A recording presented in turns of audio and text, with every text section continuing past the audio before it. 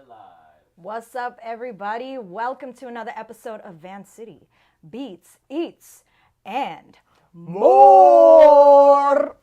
With the one and only Laine Butler, my dear old friend, super talented human being.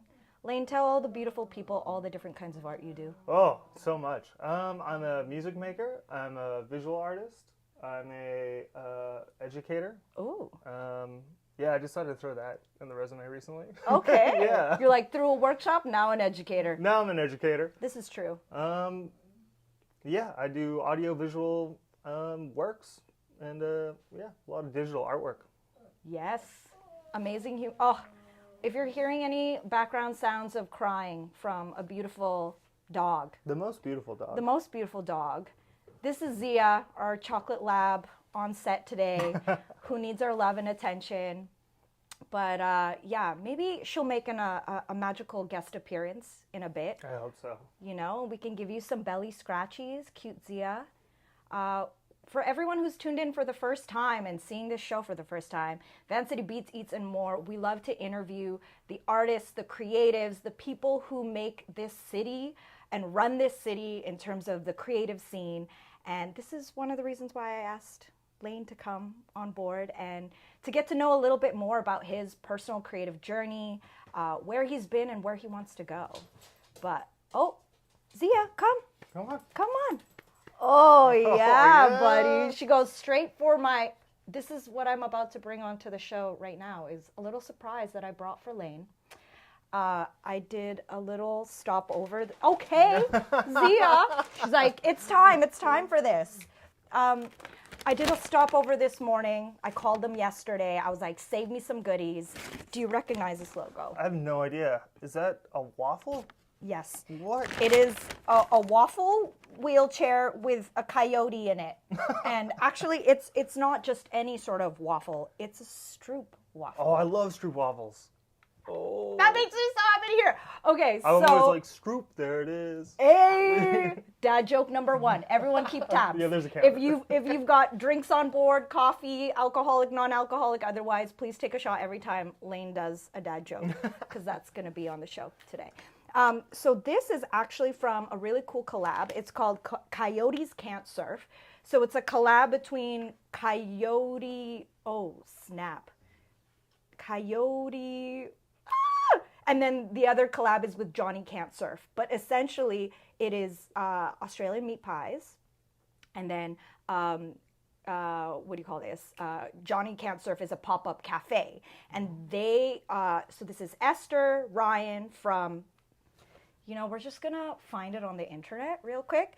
And what do you call this? Johnny Can't Surf. These two, they are baristas known in the Vancouver local cafe scene. They've popped up in a lot of different places. And right now, they've got a very limited holiday edition pop-up happening at Annabelle's Studio, which is on Kiefer and Columbia. So across the street from the park. And I love that Zia just like plopped down on her belly. I got Johnny's Stroop waffles. Oh, wow. Thank you. Yes. Amazing. Can I put it over the coffee? Yes. The classic Stroop. And then we have one of the meat pies. Oh my goodness. Have you ever had an Australian meat pie, Laine? I have. Yes. And it was great. Ooh, that looks deadly. I came on the show so I could eat, so I'm pretty happy. You know, yeah. that's the part of the eats. That's what I figured, yeah. And that was the best idea of the concept of the show, is to include food, because it's, the best part. It is the best part. So this one is beef with mushroom. Ooh. You know, quick Google search told me that Aussie meat pies, also known as footy pies, are often served during rugby, football games. They are a homemade, what do you call this?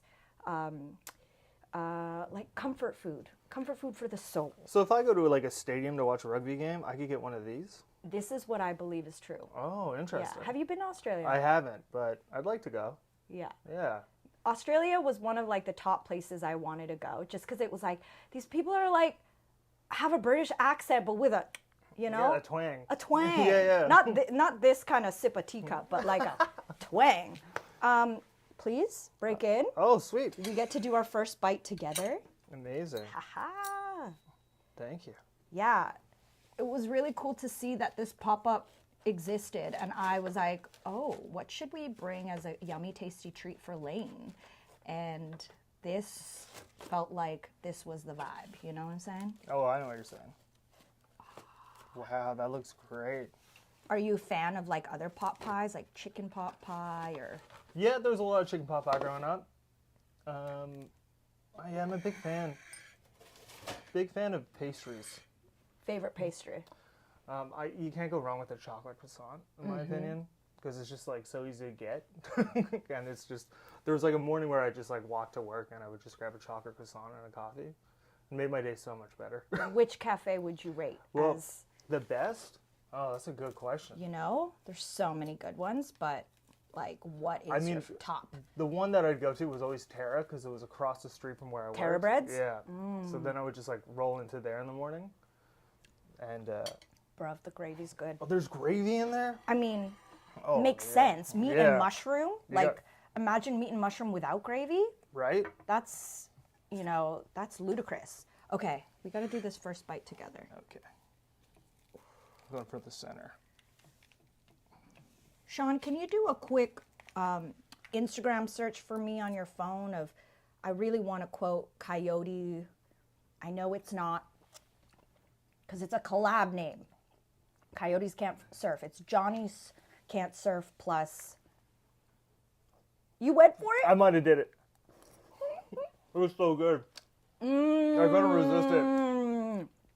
Protein and carb, baby. That's unreal. That's really good. Yeah. Would you say it? Cafe on Wheels. Yeah, Johnny Can't Surf. Yes, but look up Coyote Can't Surf. Oh. And then Coyote, if it's Coyote's Cafe, I'm dead. It's really that simple. That's too funny. Would you say you'd rate this over a regular chicken pot pie? Oh, this is like 100 times better. Like 1,000,000 times better. Coyote Can't Surf. Aussie Pies, Stroop Waffles. Hannibal, 620 Quebec Street. Yes, but you see how it says there? It's a collab. So Oh, Coyote Corner. Coyote Coyote Corner! See? Ugly That's it. Life Duo. Big shout out to Coyote Corner, Johnny Can't Surf, aka Coyotes Can't Surf. Because imagine if they did. I was kind of hoping that they did. Because I was like, how cool would it be to see a coyote surf? You would like be walking on the beach and you're like, whoa. Can you surf? No.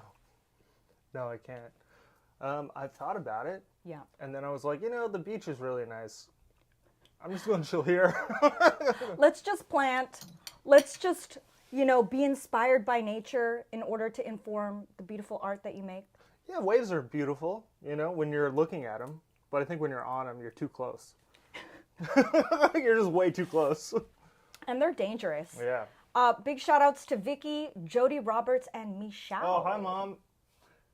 Oh, hi, Michelle. Aww. Lots of love. Thanks for tuning in. Yeah. You know, I asked actually a bunch of people if they had questions for you. Oh, really? Yes, and some of them may come up during this interview. Oh, great. But, you know, I always like to start off with the very beginning, the very early beginnings of Laine Butler. Oh. And who you were as a kid, you know? Like, what was that? Who were you as a kid that then informed the creative being that you are today? Oh, interesting. Mm-hmm. Going back. Yes. Well, I started playing guitar at 7. Okay. And I got my first guitar then. And that kind of, like, led me to, like, everything now. I ended up playing guitar for, like, so many years and then playing in, like, punk and metal bands in high school, you know? Amazing. Very angsty kid. Cancer, emotions. So much emotion, Yeah. just, you know. I mean that he is a fellow Cancerian. Yes. Born in July. Yeah. This is right. Big up to all the cancers out there. Yes. You know, Mom. Keep crying. Yeah. Keep feeling your feelings. Keep feeling. Yeah. Yeah, and then I like did I was like a screamo like front man. Stop. Yeah, and I had like jet black hair. It was very suburban, very. It's kind of embarrassing, but I definitely like informed a lot of what I do. I think There's like, yeah, there's just like a lot of, you just learn how to like collaborate when you're in bands a lot easier. And of course, like egos get in the way. And when you're young, you have like no idea. So you're just.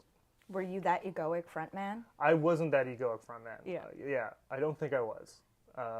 And then I played a synthesizer in a band for like one show, which is funny. And this was all in like the community centers in like Coquitlam and Port Moody. Why does the suburb have so many feelings? I don't know. I think just everyone feels trapped in their houses. And there's like nowhere to really like congregate and meet. And so like when you can bring people out, like kids really want that, right? Like they want a sense of community, being, you know, a sense of like feeling a part of something. And the burbs don't have that because it's like school, home, and the mall, right? So, I mean, it's an easy life, but like it's... And cul-de-sacs. That's something I think about with suburbs. Yeah, cul-de-sacs are real. And then to get to the cul-de-sac behind you, you have to drive there because walking there's going to take half an hour. Too bad you can't just like cut through people's yards. I tried when I was younger, and I would get yelled at because it was so much easier, you know? But yeah, I don't recommend trespassing. No. Or try it and see what happens. Yeah, sometimes you don't, you know, you might not get caught. Yeah. So backtrack. As a kid, guitar was your access point. Yeah.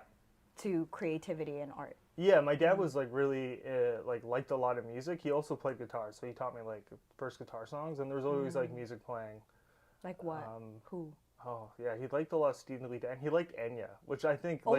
really informed my ambient practice.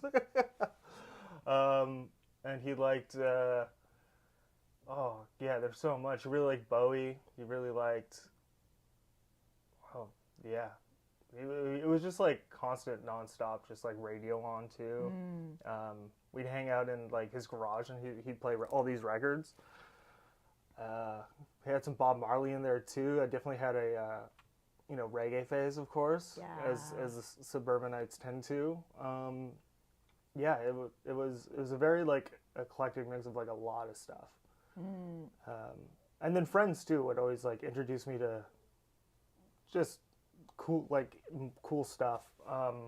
Yeah, I had a good friend in high school who introduced me to a lot of like kind of post rock and more I guess like it felt like it was more like avant-garde music. It wasn't something my parents were listening to, so I was like, this is cool, like this is neat.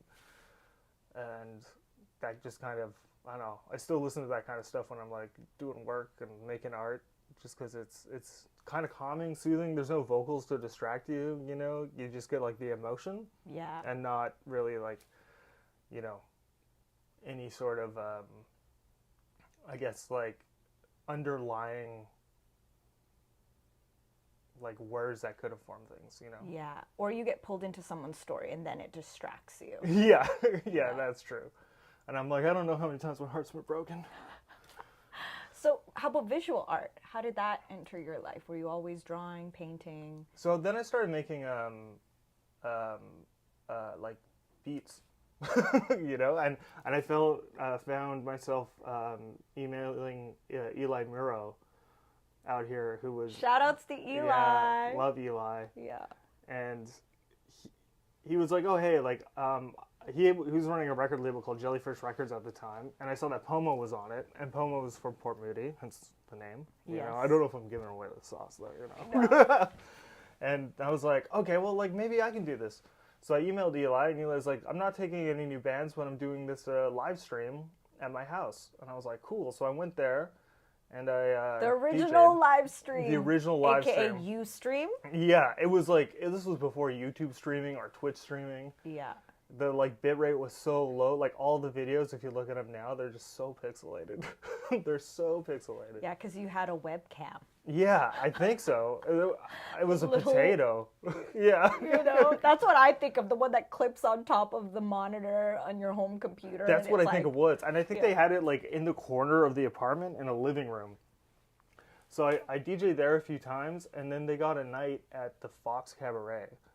And they were like, oh, hey, we got projections. Like, you know how to do that, right? And I think people thought I did because I worked at the Italian Cultural Center. Doing audiovisual? I was doing audiovisual. I went to school for audio engineering, and I found myself working in a studio, but it's like, you know, very intermittent work. So I got this other job doing bingo at the Italian Cultural Center. And they had like, I don't know, 6 projectors. So I was like, yeah, I totally know how to do that. And I had no idea. So I lied. And, you know. Great way to start. You got to lie to start. Yeah. You know, if you want to do something, just lie that you know how to do it. And then you figure it out. Yeah. Always. Straight up. Always do Yeah. it. I hope I don't do that now, but I think a little bit. And yeah, so then I started doing visuals because of that. So like it was like a Wednesday once a month. And I would just like come in with my laptop, which couldn't run anything, and everything would be like very choppy and staggered and very bad looking. And I was like, oh, I really like this. And then I found myself kind of like launching head first into like VJing for a number of years. What program were you using to do this at the time? And what year was this? Yeah, the year. I don't know, this is gonna, oh, jeez. It's okay.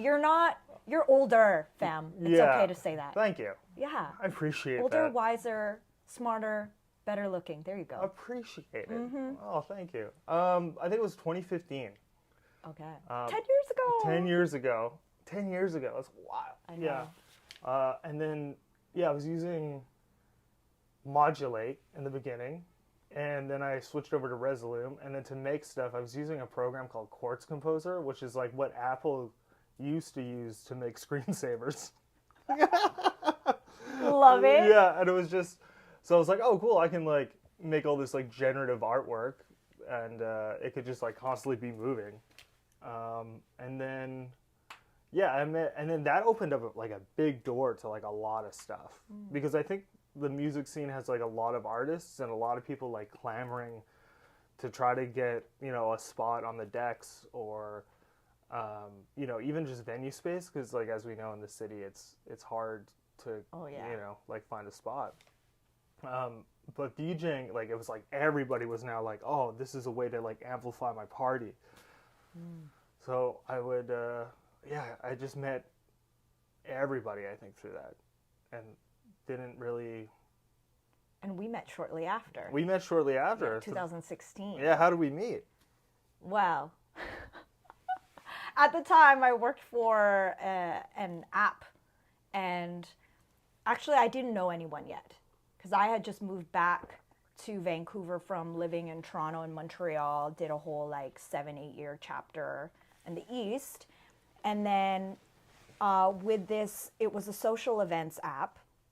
And those are what I called my Oprah years. Your Oprah years. My Oprah, you get a car and you get a car, you know, Yeah, where, yeah. as you had mentioned to Sean earlier pre-interview, was, you know, I was sponsoring events and trying to onboard people to use the app and use the app to share about their events. And so you are a part of Chapel Sound. Mm-hmm. You are one of the founders, early members. Early members, yeah. And yeah, I sponsored a Chapel Sound event with Kyle, aka Nightwork, who's Big ups, throwing a Valentine's Day party, which was hilarious because I went above and beyond my sponsorship duties, where I think I was just like so gung-ho about being involved and making events happen that I ended up like helping him produce the event, because I was like, where are your friends, fam? Yeah, Like, where is everybody? I mean, I just remember his complaint was just like, oh man, people so flaky, so flaky. And meanwhile, I'm like using my car to help pick up drinks, help pick up supplies, and you know? Yeah. And then we met. And then we met. Yeah, no, that was awesome. Yeah. That party was great. I want to, so wait, backtrack. Okay. So you mean to tell me that like visual art wasn't really a thing for you until you started doing the VJing?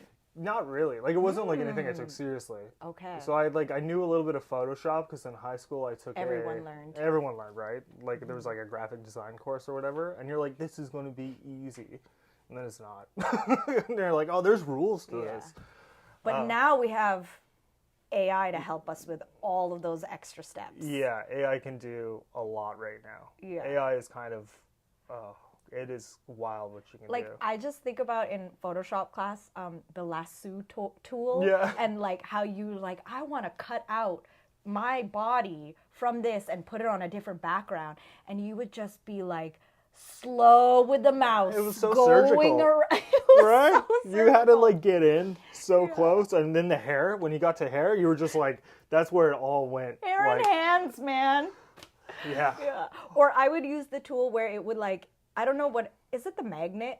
Where it would like magically, like it would just, as if a magnet would go like this around the body. And then, Which is so satisfying. so satisfying, but then sometimes you get like a bump. Yeah, you then get like... you'd have to go back in and manually like cut it back out, whatever. And now you use Canva AI, you're like, remove background. This is how I made your artwork. I was wondering how you did it so fast. Canva. Literally one button. Whoa. Just remove background. I was And like, here's wow. Laine sitting on top of the world, you know, or a few buildings. On a city. So yeah, you were saying visual art, it didn't really come into more prominence in your life until this opportunity that you jumped on to just start VJing. Yeah, I think there was like a few kind of catalysts for that too. Like I ended up having, I ended up getting at 18 or 19, got diagnosed with something called neurofibromatosis type 2. And I had like several brain tumors at the time, and one of them was on my auditory nerve on the left side, which is why you're on my right side, you know. And so when they did the operation, I ended up losing quite a large chunk of my hearing too. So it was all about kind of like, how do I stay creative and like how do I reinvent myself in a way that like is still kind of true to me. And I find that like the art I make, excuse me, is very much like music related, like all this like abstract work is like try to get those like emotions that you can get from like you know, instrumental type music, but how do you get that like visually? And it was just sick. I never knew this about you. Oh really? Yeah. So I was just like, oh hey, like let's just like keep doing this, you know, why not?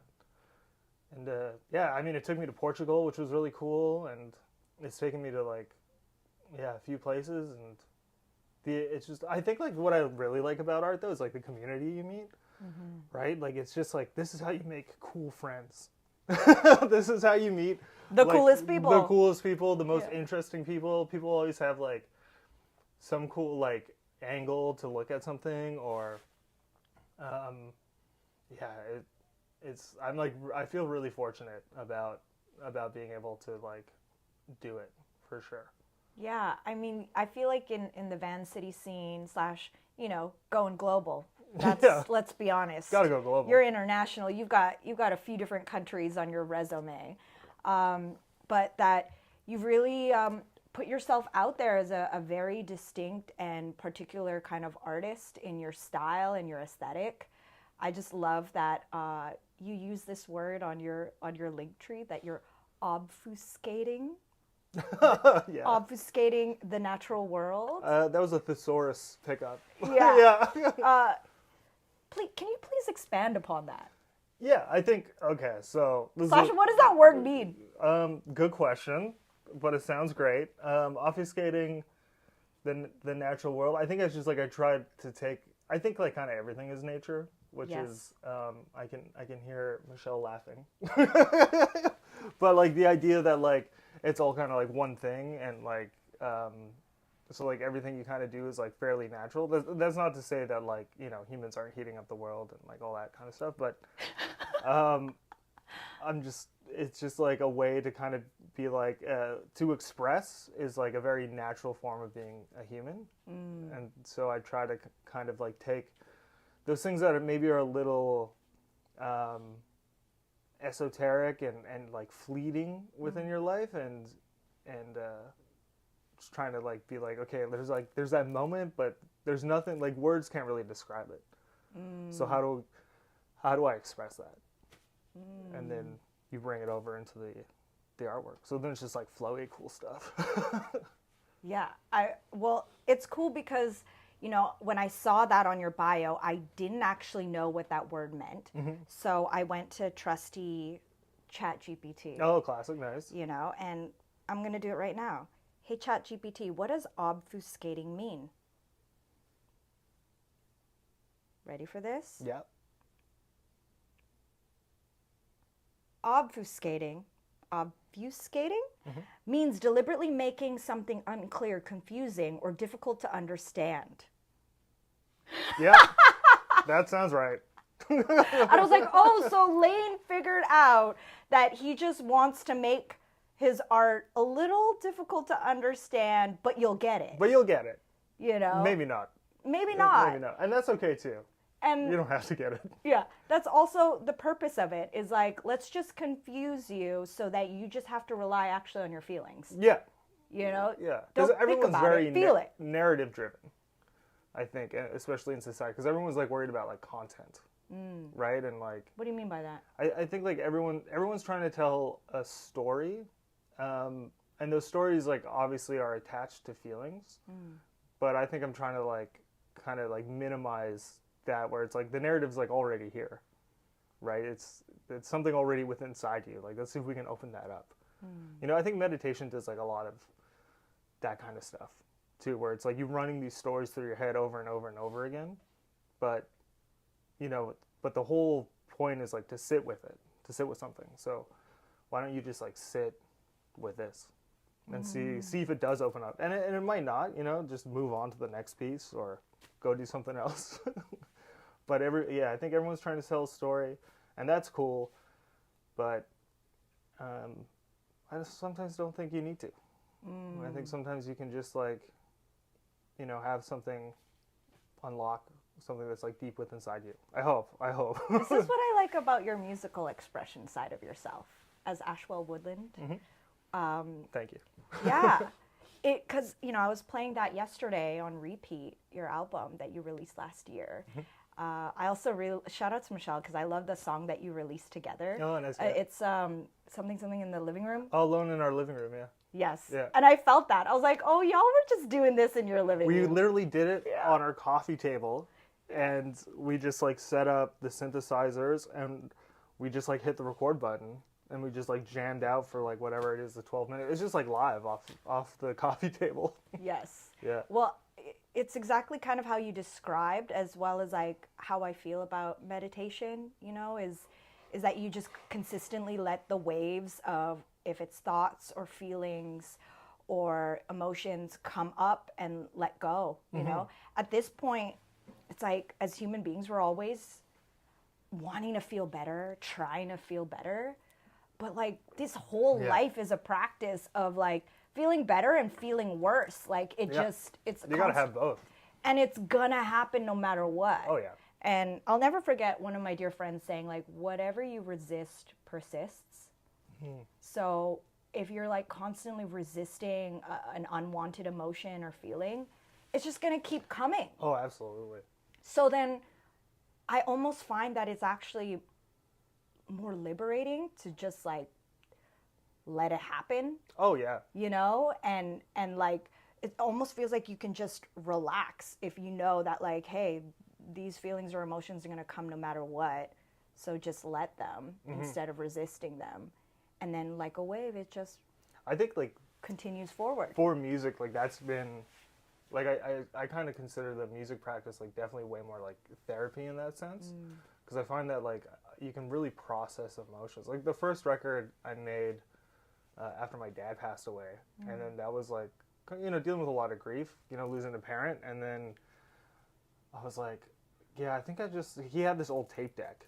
But yeah, this old like Akai tape deck, and I'm like, I'm gonna run all this stuff through here and just like feel this out. And I didn't actually plan on releasing it, and then it was just like helping me like get through the grief. And it was just, and that's like you were saying, it was just like the waves. So there's like, that's why everything's kind of like this like distorted kind of like feeling like something's trying to escape and get out. And it was just like a great, like art therapy is awesome. You know, like I definitely recommend, you know, if you're having a bad day and you can, go paint or go make something. Or even like sing or hum. Yeah. No one has to hear you. No. But there's actually, you know, benefits to just like releasing through your voice or hearing that hum, like sound healing, even from your own self. It's just like you realize you just like calm down a few notches. Yeah, absolutely. It really like really takes over your nervous system and lets you process. I think because like we're also, you know, I think a lot of people try to avoid these feelings too, right? And so if you can actually like go into them, that's where you can actually do the work. Yeah. And that's where you can really help yourself out. And make cool art too if you want. I mean, maybe. You know? Well, sometimes. I mean, a lot of good art's that way, right? Or at least something that felt good in the moment and no one ever has to see it. Yeah. There's so many times I just never hit the record button. You know? There's a lot of that stuff. There's a lot of just playing for the sake of playing.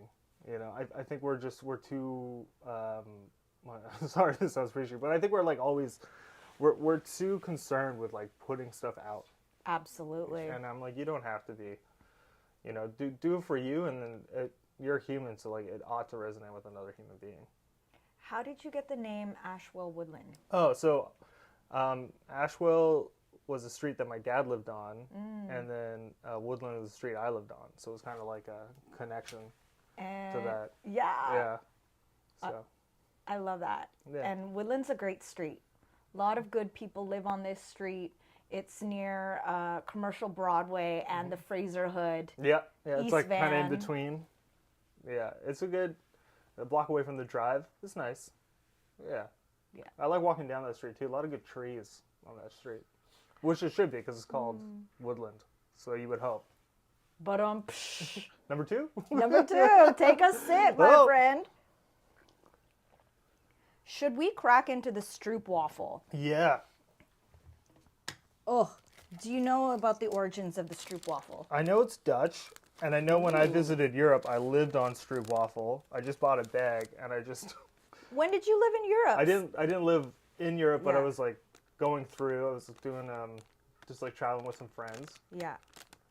and I was like, okay, I need some food. And then the stroopwafel every morning, noon, and dinner. Okay. Sorry, I got distracted because these of are surfy. that.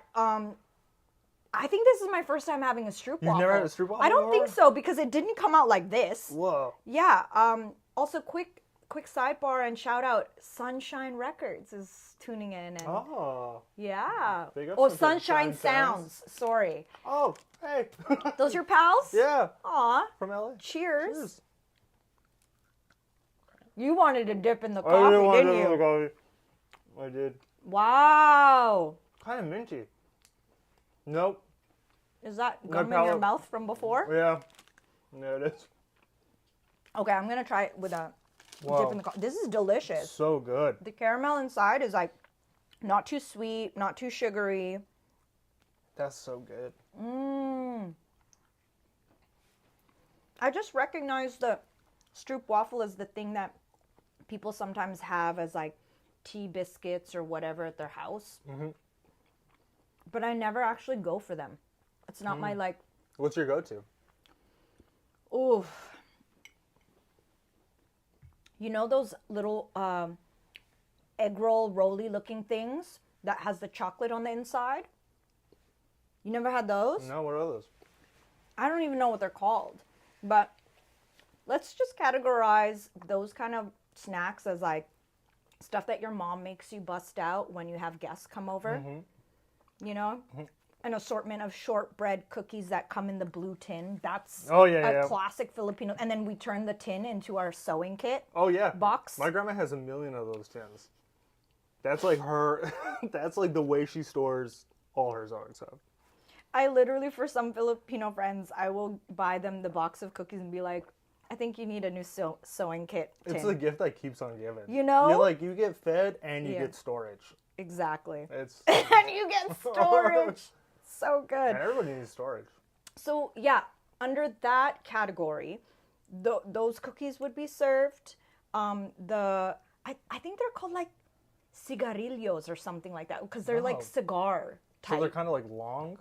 They're long. They're kind of like this, cookie crispy. Okay. And then they've got chocolate or some other filling on the inside. and then you Oh. dip them and you eat them. I don't know if know those exactly what you're talking about. Yeah. Oh, those are good. Those are good. Those are so How good. about you? What's your go-to? Honestly, I eat a lot of stroopwafel. Really? Yeah. I mean, it's been a minute, but So then, in your expert opinion, how would you rate these this out is of 10? within the top 10. I would say this one's really good. Shout out to Johnny. Yeah, these are nuts. Yeah, the stroopwafel's great. Like you throw it over your coffee, it warms up the middle, and then it's just like a nice treat. And if you like coffee, it's definitely like the thing that goes hand in hand, for sure. Yums. I want to jump back to a part of the conversation we were talking earlier about chapel and Yeah. about how informative that was into your developing within the community and the scene. Oh, the most informative. Yeah. Like I owe those people so much. Yeah, I think there was something really special about a group coming together and doing stuff together in a way that was very like symbiotic in a sense. Like people kind of took up and filled out like holes and gaps where like other people didn't really have the capacity to do. Who was in the collective at that time when you were first starting? So there was Nancy Lee, Of course. of course, shout-outs. big ups to Nancy Lee, who became like a collaborator. You know, I've done like quite a few projects with her. Eli Miro, of course. Sean O. Oh man, the list is actually huge because then we have Shaunik, we have Brian Tiger. Yes. Big ups Brian Tiger.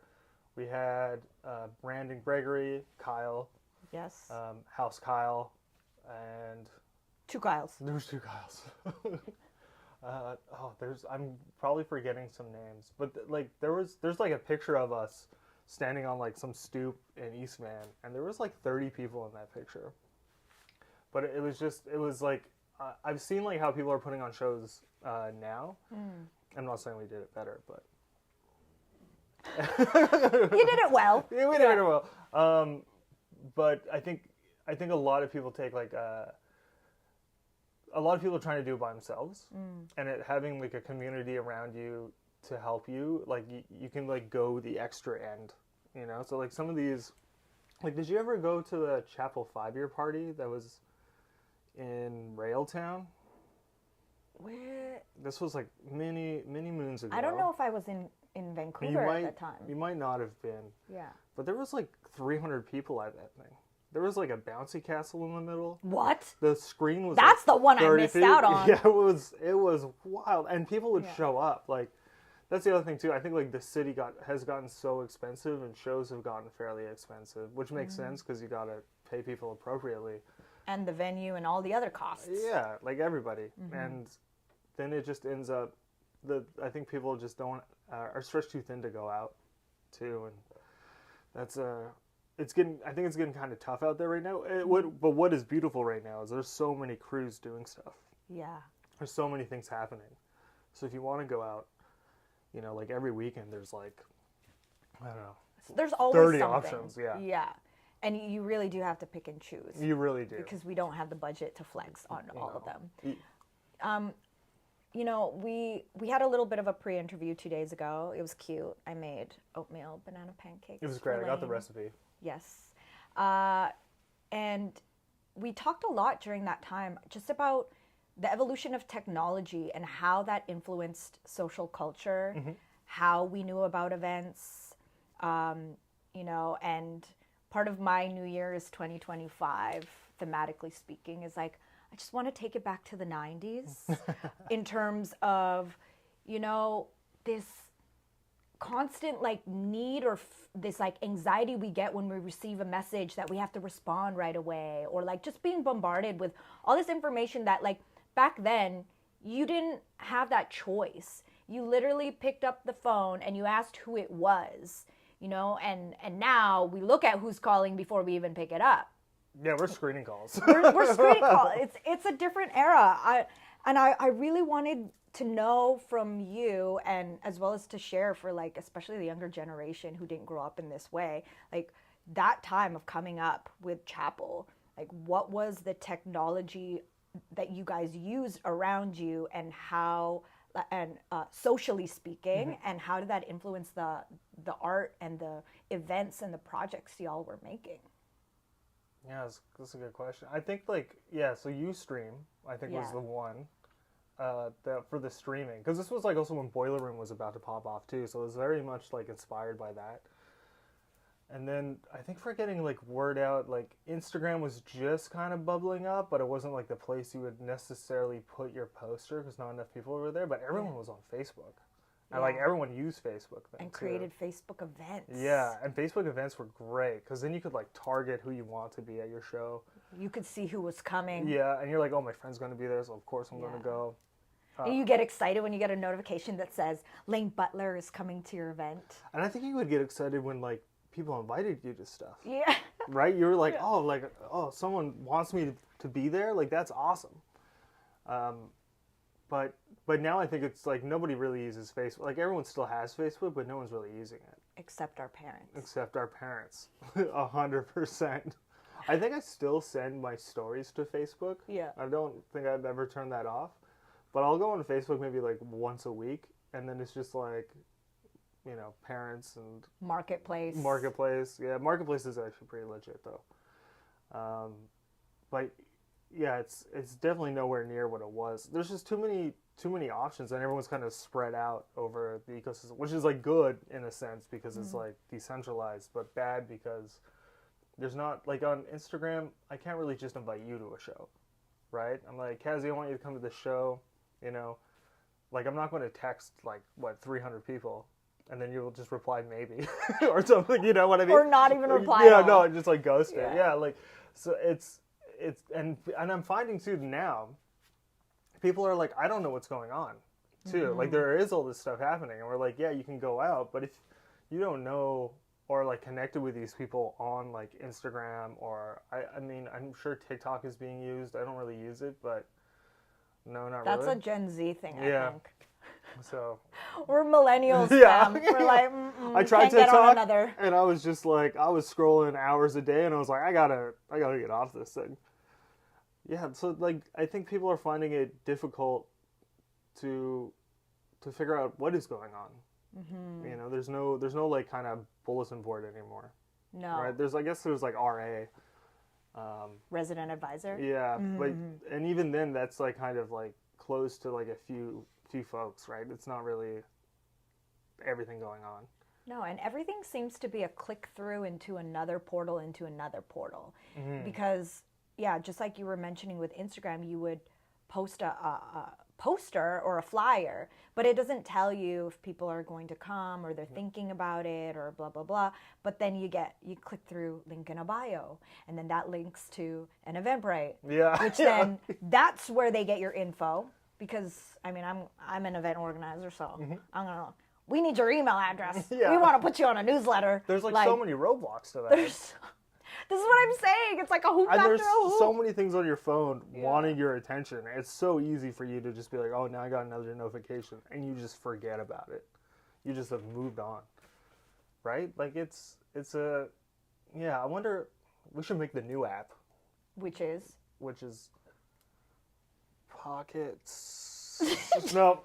Oh my gosh. You know, the concept of that app actually, like, this is exactly, it would solve this issue. Yeah, it was too early. You know, it was too early. It was ahead of its time. It was ahead of its time, absolutely. It would. I mean, I've seen people trying to do that, but I think just trying to get people away from their, like, comfort zone of, like, their app diet, I guess, is, like, quite difficult. No. So you're competing with so much. Or how do we leave things to the magic of like the unknown until the day of? Yeah. You know, like back in the day, you would just call a phone number on the day of to find out the location of where the party is, and then you go.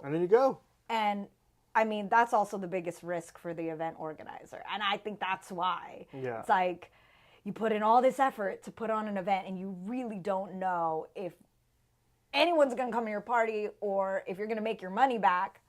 I don't think you'll ever make your money back. You know? Yeah. Until the day of, and then you see how it goes. But that's also part of the magic and the rewards of high risk. Yeah, true. I mean, because then that could be amazing too, right? But I think that's like also goes into like another question about like, I think a lot of people in Vancouver feel like the scene is very like cliquey, right? And there is. Why do you think that is? I think because people don't follow the people who are putting on events, right? Because like those people want you there. They want to be friends with you. I think it's a couple things. I think one of them too is like people's like self-image as well. They don't believe that they're like, as cool, so to speak, as these people, which is not true at all. Like everyone's a nerd. Actually, though, everybody is a nerd. Everyone is a big time nerd. Yeah. And I think people just feel like it's kind of cold too. But I don't. I mean, my experience hasn't been that, of course, but.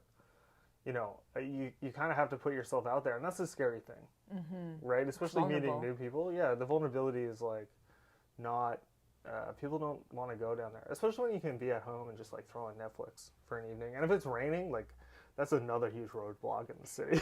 Which is like a lot this week / this season. Coming down here today, I was like, oh, wow, so misty. So moody. So moody, which is great for ambient music. but terrible to get people to shows. What would you say is one of your most favorite projects or rewarding projects you've ever worked on? That's a good question. I like the 3-tiered O. Yeah. Oh. Because I've worked on a lot of stuff. Yes, you have. And we've worked on stuff together. Yeah, that was fun, actually. The MOARRR show. Yes. In what is now Village Studios, the Celebrities Underground. Yeah, back in the day. That was cool. That was sweet. Tell us about that project. So Cassie, it doesn't have to be one of your favorites. I want to hear about that still, but you could talk about this one. Okay. I like this one a lot, though. So I used to live with a band member of a band called MOARRR. Oh, yeah. And Cassie and I got commissioned to do the stage design, right, for the show. And it was like their album release party, I think. Was that it? Yes, for Little Death. Yeah. Which was one of my favorite albums that came out of them. Yeah, it was so good. Honestly, the good. production on that, like... The artwork. did I do the artwork? I did the artwork. Was it you? Yeah, was it like the weird spirally thing? Yes. Yeah, I think that was me. Eli did the shirt design. That's it. And that shirt I still wear all the time. I didn't get a shirt. You didn't buy a shirt? I had to buy a shirt. No, I don't even remember that there were shirts. Yeah, there were like long sleeve shirts. Oh, that was for 333. That's the one I have. 333. I think I did the album that came after. I think I did the artwork for that one and not the first one. No, I thought Eli did that one. I think Eli did that one. Doesn't matter. Continue. But brain frogs are real thing. Brain frogs. Brain frogs. Ribbit. So yeah, I mean, take a shot.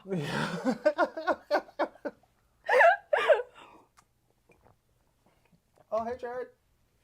Hey Jared. Ooh. Stroop waffle. Oh. Strop waffle. By the way. Stroop waffle. Stroop waffle. Well, thanks. That's it. That's how you do it. It's a guttural. Yeah, for anyone who doesn't know what we mean. Strop waffle. And we ended up we used like PVC pipe, and we were going to back project, so they had like more band members for that show, right? Mm-hmm. Chris Kudo. It was a percussionist and then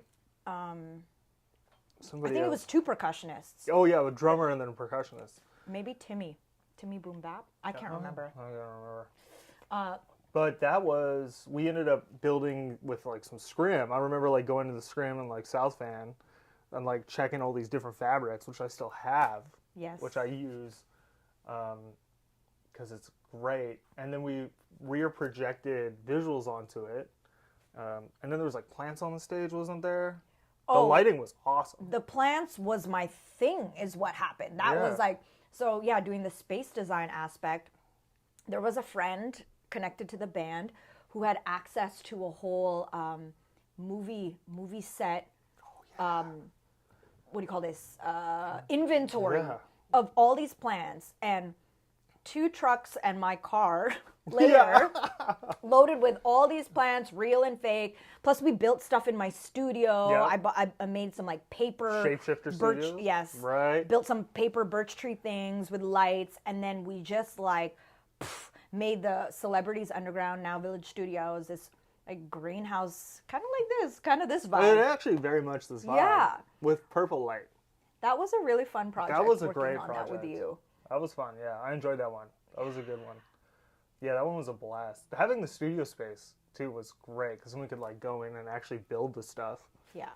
I was up on like a 20-foot ladder, Yeah, building these like birch paper tree blue lit up things. That was a whole era. Yeah, that was an era. Are you doing any more of that kind of stuff, or? You know, it might happen in the future. Oh, yes. Something's percolating. Well, it's kind of crazy that we're talking about, you know, this time that was like 10 years ago, which was like my era of creating what I called multisensory experiences and, you know. MSE. Yeah, we'll just coin that now, Yeah, MSC. MSE. You know, in today's day and age, the word immersive is the big buzzword, and people are creating immersive experiences and blah, blah, blah. And I'm like, yo, that sounds like what I was calling MSC back in the day. Exactly. And you see that? I just used it. Yeah. And so anyway, it's kind of like what I'm entering into for this next chapter of my life, where I've been like, I really want to get back into doing this. And I think at that time when I was doing it a lot, it was because I had a corporate job. So it was like self-producing, self-funding, all of these things. Yeah. And I had a studio space to do stuff. But that burnt me out a lot, especially post or during COVID, post-COVID. I realized like I'm still recovering from burnout. It takes a while. It takes a while. I think I'm like feeling you on that for sure. Mm-hmm. And I think that the art world is a lot easier, but it's actually like so much work, and then you know you don't get paid well. It's like long hours when you do it, and I mean it's cool to have like a project, but once it's done, it's like done. Well, and I want to say like you can get paid well. Mm-hmm. But the truth is, it's usually going down a corporate route, you know, where a lot of the time it has like an agenda for capitalism 100%. versus your own creative vision and what you want to do. Oh, 100%. You know, Absolutely. I still want you to answer the question about your favorite project. Recently I just did a project in Bangkok, which was cool. It was like LED pillars. Ooh. At this place called True Park Digital West. I think it's like a huge canvas for like technology. And then the roof was like different slats of screens. So I built this like piece in Touch Designer, which is a program I tend to use a lot. And it was to promote actually an art show that was happening that night, which was a lot of fun. They kind of just were like, do whatever you want. And those gigs are nice. Yes. Yeah. When they pay you and they let you do what you want. Those are my favorite. Yes. Those are my favorite. And that is like going down the corporate world, but like because this was more like art adjacent, I think that's why they were like, just have fun, you know, and then send us stuff. So that one was cool. Mutech 2 years ago with Nancy Lee and Karen Bumber. That one was awesome. What was that project? So did that have to do with Union? That was Union. Yeah. Oh, okay. So we got to do Union in a dome. Yes. And so I got to make some cool visual pieces for that. Working with like assets as well provided by Ian, Nancy's partner, and it was wild, but there was like so much frustration behind that project because I was using tools I didn't necessarily know, trying to make something good. And I found like through the frustration, like I was like, okay, this is now okay. But you sometimes gotta be frustrated until, you know. I mean, it's part of the process. It's 100% part of the process. Especially when you're working with technology. Yeah. Constantly troubleshooting. Oh, and things crash all the time, and like you lose work, and you're just like, I thought this was going to be easy. If you think it's going to be easy, it's not going to be easy. Prepare. That should be in your contingency. Yeah. So that one was fun. I think MuralFest, the VR walk was cool. I got to do a piece for that, just like an abstract blob. A lot of blobstracts in my life. When was that? That was actually over the pandemic. And yeah, because I wasn't around then. I don't think so. No, that was.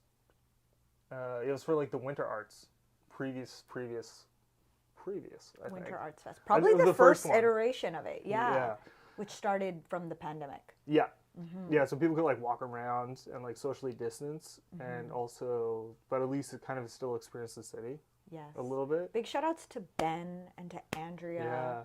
for really spearheading and starting that. Yeah, absolutely. Because it's still going. Still doing its thing. It's actually coming back February 2025. Oh. Winter Arts Fest. It's going to be in Gastown. Nice. So they're moving it around.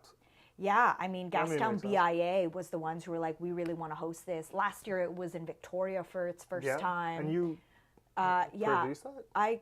I was part of like coordinating and curating the music, dance performances. There were pop-up performances that happen in different locations.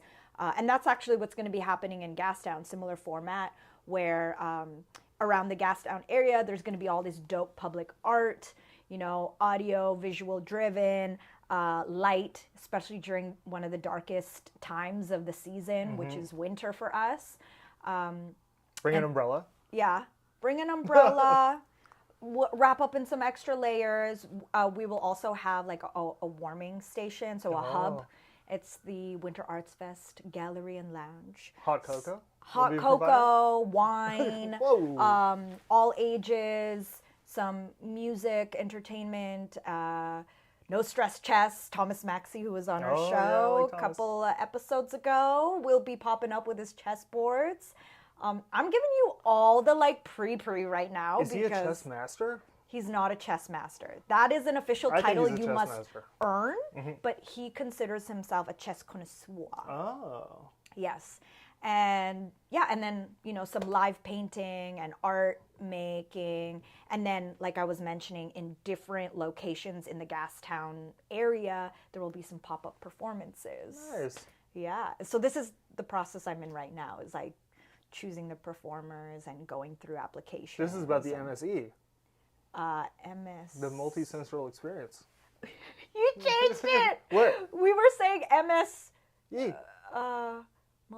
Oh, yes, you're right. You know what? I think if we rewinded, I think I said MSC at one point. Oh, and we don't even know what the we C don't know what the stands C for. for. Well, No. contingency? I don't know. You know, as someone who, so talking about, you know, your previous collaborations, you know, someone who has worked with a lot of different people in the community, what kind of environment and who do you think you need to be in order to have a successful collaboration? Kindness is number one. Be kind. Check your ego at the door, for sure. Everyone's trying to make a good piece, but and everyone's trying to, like, the goals are like the same ends. Everyone has the same ends. I think that's important. Be nice to the techs too, because they're the ones that are going to make you look good, right? I think when you're collaborating too, you also have to check your expectations. Like, at the beginning, it's good to set them with each other, but, you know, also leave some room for like some malleability, because some really extraordinary stuff comes through there. Yeah, and I know it's not going to be perfect either. Like, it's never going to be. I think I always have a vision in my head that it's going to be like the most amazing thing, but then it's like it's going to be like 2 rungs below that. But then, what I'm trying to make is, like, you know, something that's not probably even like doable, you know. So what you're saying is set the bar really, really high. Yeah. And then be okay that it's going to be a couple of rungs lower. Yeah. But then that's actually quite amazing and excellent. For everybody who's watching it, Yeah. they have no idea that they just think that's what you intended to do. Yes. Right?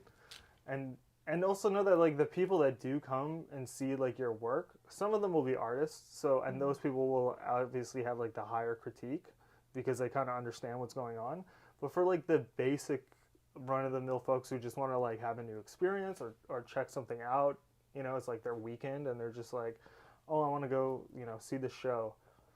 Like, they're stoked. They're stoked to leave the house. They're, like, excited to, like, see something done in the city where it feels like, you know, it might be a little culturally, like, to them it's like they don't really know what's going on. Yeah. You know? Like, So- this is amazing. So they're just happy. Yeah. And that's what you want, you know. You're there to provide an experience for folks. I think that's, and then, yeah, when you're collaborating, you know, like, also a lot of people will take point. Like, a lot of the time I'm helping people achieve their vision. So then that kind of puts me more in like a kind of tech worker type of vibe, if you understand what I'm saying. No. What does that mean? I guess like you become like an art worker.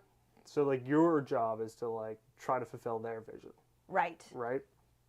And so if you can do that, they're happy. And the cool thing about that sometimes is that like you get to learn a lot of stuff that you can bring back into your practice. So I'm always like, I don't mind doing stuff for folks, you know, getting their dream out and like being frustrated because, you know, I can bring this back to what I want to do. And, you know, I can see how that can like lead there. I feel like you just answered Toy's question. Oh, what was Toy's question? Yeah, Toy had asked. I love Toy. Big ups. Yeah, big ups to Toy. Also super talented. Yeah, we're going for hot pot soon. Ooh. Yeah. So Toy was just asking, how do you balance your client work, corporate work, and your personal projects? And like what you said there is just that's why it was all snaps all around, was because it's like there's always something to be learned in every project. Oh, yeah. And even if it might not be fulfilling necessarily to your own personal creative endeavors, there are things that could be learned from that experience that can then be applied directly to the next creative thing that you do on your own. So when I started VJing and then I was doing it for a while, I ended up because of that, I got a job working in like animation. And I was like, oh, I can sit here and actually like learn all day and get paid for it, you know. But the work is like, I kind of thought about it like schoolwork. Like these are the projects that like the instructor gives you to do to learn. And that like helped so much, right? Just like the intricacies of like how to do visual art. I was doing like compositing, so that was like a big, like how to light things properly, how to, you know, make cool textures and visual effects and whatnot. And since it's cartoons, it's like also pretty fun, right? And it also taught me like a bit about stress management within like deadlines. And then I'm like, you can always miss a deadline. but when you're doing like a theater show, you can't miss a deadline, of course, because the show must go on. The show must go on. People are there in the seats. Yeah, I find like theater shows and like live production to be like way more stressful, because like things can be pushed back. That's it. You know, like people are going to see whatever you have, right? But when it comes to like TV or just like working on your own stuff, like you can just set it.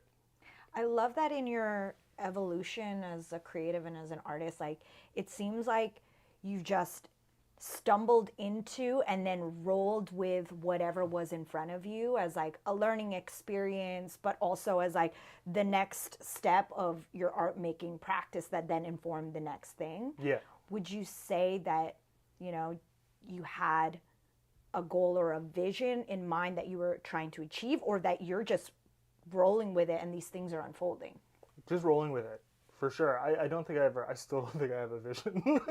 I think it's just like, what do I want to do now? I mean, I can't really think too far in advance. I don't have like that type of like mental capacity. Such anything can happen, man. Yeah. You put that out there and then it's like, flip the script. Yeah, life. Exactly. Like things always pop up that are like, you know, external circumstances that you can't control.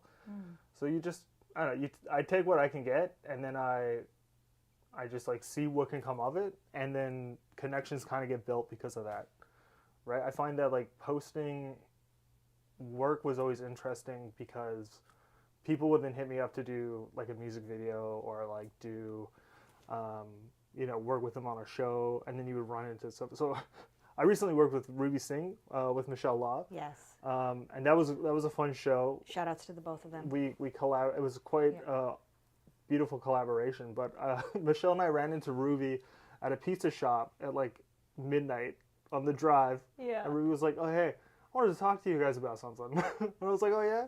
So I'm thinking about doing the show. It's coming up. And I was thinking about asking you two. I was like, "Yeah, let's do it." And it was just like a run-in, you know, and then it became like a great collaborative project. And that came from him seeing something you posted. Yeah, well, I did a show with Ruby. I think like some ambient show before, but yeah, I've done like album work for Ruby in the past through Sensing Waves Records a long time ago. So I think he kind of, Ruby and I have known each other for a while, so it kind of worked out. But yeah, I think it was just like we were there, he was there. right time, right place. And That's this was a usually how it pizza works. shop. Yeah. Yeah. At midnight. At midnight. Yeah. Aw. It was pretty funny. Well, Laine, we're at our hour, I Oh, think. Of, yeah. And we have a message. Poop. Shout out to my big bro Laine. Oh, thanks. From Kathy Van Gen. Early sound and lighting design, Edinburgh Fringe Fest. Oh, yeah. What does that I mean? did that. So my aunt Yes. did a play. She's in New Brunswick. Yes. And Shout out Aunt. hello, Yeah. Auntie Kathy. Love you. And yeah, this was like many years ago. And the play got to go to Scotland Cool. to the Fringe Fest. And so I did The Fringe Fest. it was like, that's the Fringe Fest. Yeah, yeah. And so I got to do sound design for that one, which was pretty fun. Yeah, that was a long time ago. This was like before I actually even started the visual journey. I was still trying to do the audio thing. And So you've done a lot. I've done some things. You've done a lot. I'm tired, you know. Yeah. I'm Whatever, man. But You got the- more to go. Oh, yeah, there's And more. we're looking forward to that. It's happening. Yeah. Yeah, there's stuff coming up. Well, so. considering it is now a new year, 2025, quarter into the new millennium, Oh. I asked this question to our previous guest, and I thought it was good. And I want to ask you, and this is how I want to end our show. I would love to know if we were to create a time capsule for the future generations, especially the future Vancity creative scene. Oh. You know, to look back on this year, this era of life and the creative scene of Vancity, what are 3 things from, all the stuff that you've created, you've made, you've been a part of that you would want to put into this time capsule? And it doesn't actually have to be like an actual past project or something like that. It could be a sentiment, a word, it could be an object, but 3 things that you would put into this 2025 This is a time deep capsule. question. I This know. is a great question. Yes. That I'm drawing a blank on. Ooh.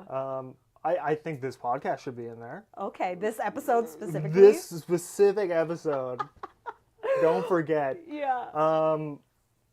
I think all of them, because I think this is such a great archive Oh. for like what's going on culturally within the city. I mean, there's so many good festivals and so many good productions that people do. Like, I think Form Fest is great.